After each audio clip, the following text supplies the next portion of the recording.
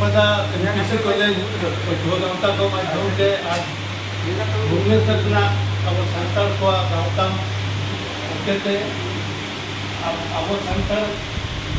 को जहाँ बन हेज कटक से अब पश्चिम दबी इदीते रेवेन्सा कॉलेज ठेन बन चलावना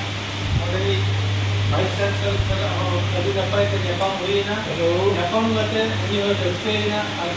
बात तमन सखाव के लिए ये बांगमा अंतिना यूनिवर्सिटी संताली एमआईएन किन चलु हो बके आई न टाइम ते ओने कमी संगते अमबन हेजना महिला कॉलेज छेड़ोवाड़ा महिला कॉलेज ते ओने हो अभी लगन दे अब धर्म दा के कोना ओने नि महाशय सला हो नेपाम हुईना आज उनकिन हो अभी नपाय अभी नपाय तिकिन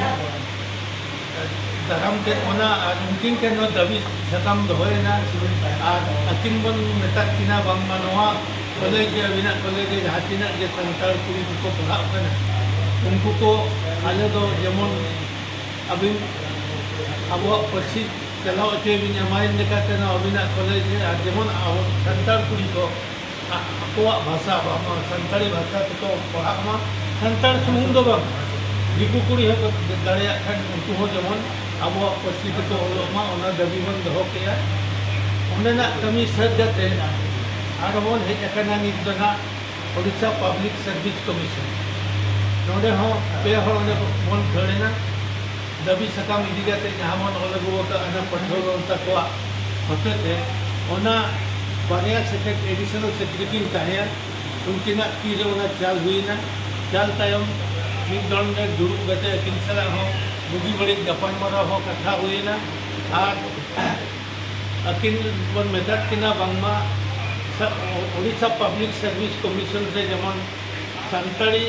ते जेमन बिनिड हुई बाद मिटन पेपर तहल मा ओना दबी दोयना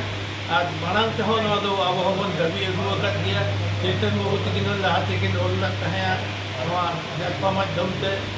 आज अकिन जे तुनि केंद्र साहित्य अकादमी सरकार जी कन्वेनर मेना किना ओना लेखाते हो अकिन आरो गही धारा दबी किन दो के बांगमा नवा दो चलु मोमेंटे संताली पक्षी ओपीएससी रे आदो आपो को जवाब रुआड़ के बांगा ठीक के आपे मेमोरेंडम ले हटाव के